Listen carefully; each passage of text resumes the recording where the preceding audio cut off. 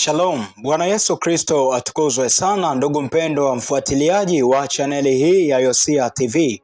Amani iwe nawe. Ninakusalimu kwa jina takatifu, jina linalopita majina yote, jina la Yesu Kristo wa Nazareti aliye hai. Sasa siku ya leo nimekuja na masomo haya ya tafasiri za ndoto na maana zake. Wewe ambaye umekuwa ukiota ndoto lakini haujui nini maana yake, hizo ndoto zimekuwa zikikupa shida, hizo ndoto zimekuwa zikikupa changamoto ya kuelewa maana ya hizo ndoto ambazo umekuwa ukiota. Sasa tunasema katika usingizi wako ukaota ndoto ukaona umepanda gari kama abiria. Yaani wewe umelala usiku alafu kwa namna ajabu unakuta umepanda gari kama abiria, umepanda daladala, umepanda gari la kwenda mkoa, lakini unajiuliza kwamba kwa nini niote ndoto nione nimepanda gari kama abiria. Sasa ishara ya namna hiyo kinabii, muotaji wa ndoto anapokuwa anaota ndoto anaona amepanda gari kama abiria, inakuwa sio ndoto ya kawaida. Maanake ni kwamba hiyo ndoto inakuwa imebeba ujumbe mkubwa unaomhusu muotaji wa ndoto hiyo. Na moja ya tafsiri tunasema kwamba ni ishara ya muotaji wa ndoto hiyo pale ambapo akaota ndoto akaona kwamba anaendeshwa na gari kama abiria, yupo ndani ya gari, abiria ni wengi wamekaa, wengine wamesimama, alafu yeye akawa humo ndani. Tafsiri yake ni kwamba mtu wa namna hiyo aliyeota ndoto hiyo, maanake ni kwamba huyo mtu ana maamuzi, ni mtu ambaye anategemea watu katika maisha yake, anaacha kumtegemea Mungu. Kwa tafsiri ya ndoto hiyo ipo hivyo. Pale ambapo kaota ndoto hiyo, usidharau au usione tu kwamba ni ndoto ya kawaida. Manake unajuzwa kwamba ndani yako ni mtu ambaye unategemea sana watu, unategemea watu wakusaidie, unategemea watu wakushike mkono, unategemea watu wafanye jambo katika maisha yako. Sasa Mungu anapokuletea hiyo ndoto, manake anakuonyesha, moja, uache kutegemea akili zako; mbili, uache kutegemea watu wanaokuzunguka, marafiki wanaokuzunguka, familia ulionayo, upande wa baba, upande wa mama. Mungu anakuonyesha anataka umtegemee yeye. Kwa hiyo ukiota ndoto ya namna hiyo, haraka sana rudi mbele za Bwana katika toba, rudi mbele za Bwana kwa unyenyekevu mkubwa, alafu pia umuombe Mungu akupe dira ya maisha yako. Umuombe Mungu akupe mwongozo wa maisha yako, kwa sababu ndoto ya namna hiyo unapokuwa na iota inakuwa haijabeba maana nzuri kwa muotaji wa ndoto hiyo. Lakini tunasema ndoto nyingine, tunasema ukiota ndoto ukiona gari yako imekuwa ni ya zamani sana, pale ambapo unakuta umelala alafu ukaona kwamba una gari, alafu hilo ni gari la toleo la zamani la miaka 90 huko, la miaka 80, ni gari ambalo limechakaa. Pengine ni gari ukaona lina kutu, limepata pancha, gari halina thamani yoyote. Sasa na unakuta kwenye hiyo ndoto hilo gari ni la kwako. Sasa kinabii, muotaji wa ndoto, unapokuwa unaota ndoto unaona kwamba una gari ambalo limechakaa, una gari ambalo tunasema gari ambalo halina hadhi, gari ambalo halina thamani. Tafsiri yake ni nini kwa muotaji wa ndoto hiyo? Ukiota ndoto hiyo, manake unaonyeshwa kwamba ndani yako kuna roho za kurudishwa nyuma, roho ambazo zimepandikizwa safari hii ni roho za kukurudisha nyuma. Na tangu hapo muotaji wa hiyo ndoto ataanza kuona mambo yake haendi sawa kihuduma, haendi sawa kibiashara, haendi sawa kimiradi, haendi sawa, hata familia tu itapitia migogoro. Kwa sababu gani? Roho ya kurudishwa nyuma inamfuatilia kwa ghafla. Hata kile ulicho nacho utakuta kinachukuliwa. Kwa sababu gani? Ishara ya namna hiyo, manake unaonyeshwa kwamba ndani yako kuna roho ya kurudishwa nyuma, adui ameipandikiza. Kwa hiyo haraka sana hiyo ndoto, kabla hajaanza kuzaa matunda yake, ingia kwenye maombi ishughulikie, ingia kwenye maombi iharibu, ingia kwenye maombi isambaratishe, kwa sababu hiyo ndoto inakuwa haijabeba maana nzuri kwa muotaji wa ndoto hiyo. Haraka sana unahitaji kuikataa, haraka sana unahitaji kujitenga na hizo roho ambazo adui anakuwa amekuandalia kupitia ndoto hiyo. Kwa hiyo ndoto ya namna hiyo ukiota una gari la zamani ambalo hata wewe unalishangaa kwenye ndoto, manake ni roho za kurudishwa nyuma, hizo zinakufuatilia. Lakini ndoto nyingine tunasema ukiota ndoto ukiona unaendesha gari kwa kasi sana, mtu mwingine ndo anakuta anaona anaendesha gari kwa kasi sana, na gari hilo linakimbia kwa spidi mpaka watu wanamshangaa. Nani kwenye ndoto unaona unakimbiza gari spidi 60, spidi huko mbali kabisa, spidi za mwisho, unaona unavuta mafuta kweli kweli. Nani kwenye ndoto unajiuliza kwamba kwa nini niote ndoto nione ninaendesha gari kwa spidi namna hii? Kwa nini niote ndoto nione ninaendesha gari kwa kasi namna hii? Sasa kinabii mwotaji wa ndoto akiota anaendesha gari kwa spidi, maanake ni kwamba mtu huyo anayeota hiyo ndoto unajuzwa kwamba ndani yako kuna roho ya kutaka vitu kwa haraka.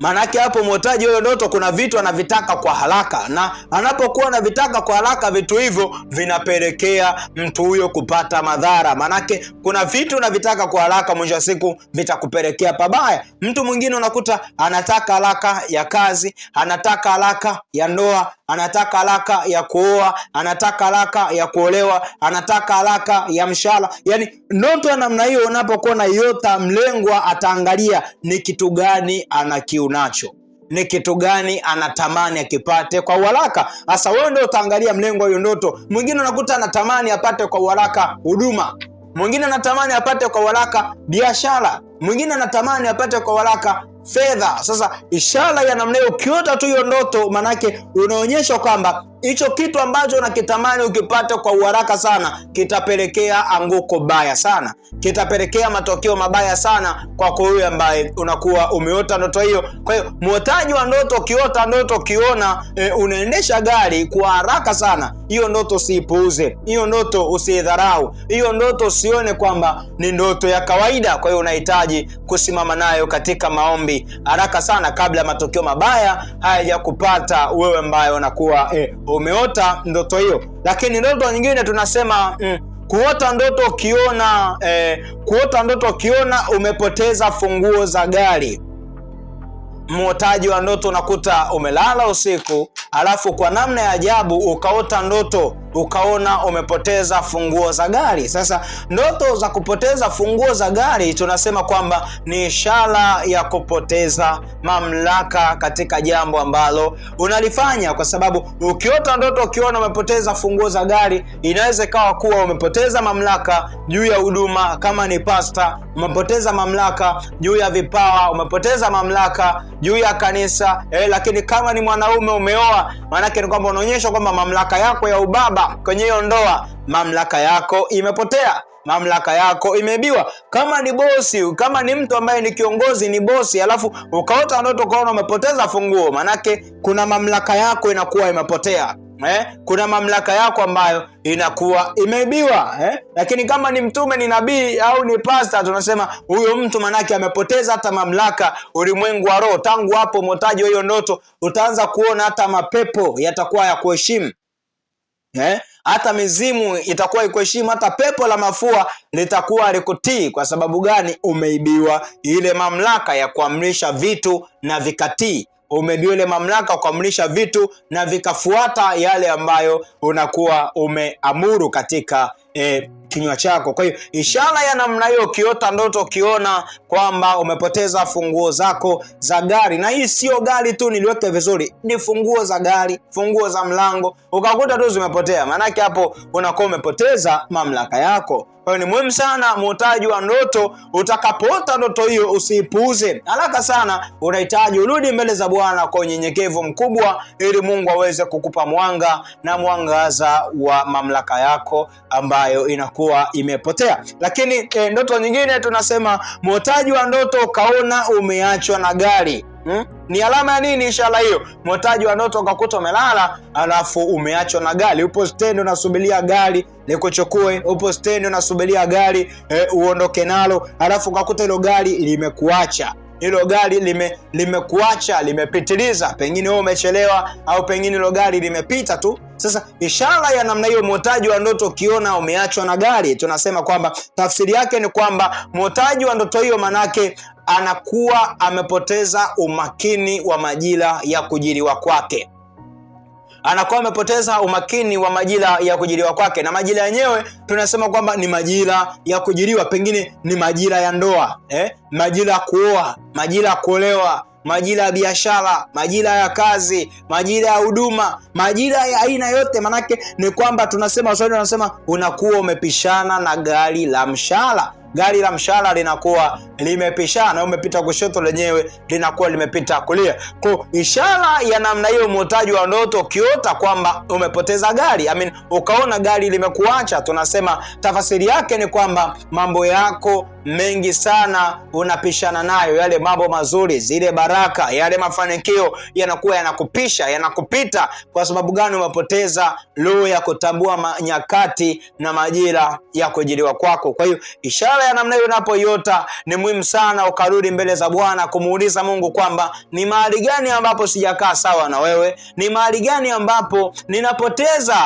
mawasiliano yangu kati yako mimi na wewe, mpaka majira yangu ya kupokea baraka yakawa yananipita, ni mpaka majira yangu ya kupokea mafanikio yakawa yananipita. Kwa hiyo mwotaji wa ndoto, ukiota ndoto hiyo, si ndoto njema. Unahitaji kurudi mbele za Bwana kwa unyenyekevu wa toba, unahitaji kurudi mbele za Yesu kwa unyenyekevu wa rehema, na Mungu wa rehema atakurehemu na kukupa majira ya kujiliwa kwako katika lile jambo ambalo unakuwa unalihitaji. Na ifahamike kwamba adui yoyote hawezi akaiba baraka zako. Shetani hawezi akaiba mafanikio yako, ila anachelewesha.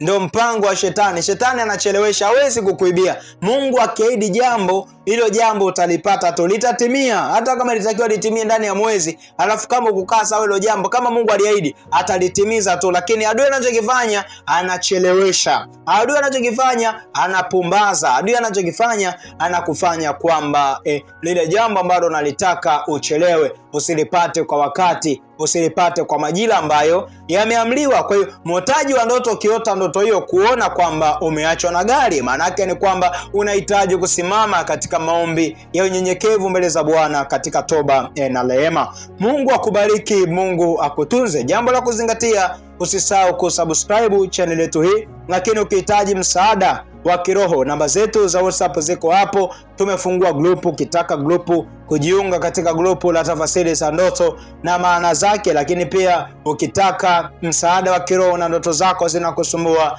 unahitaji huduma za kiroho, namba zetu pia hizo zitakusaidia utakapowasiliana pamoja nasi. Ninakutakia wakati mwema, usisahau kulike, kucomment na kusubscribe.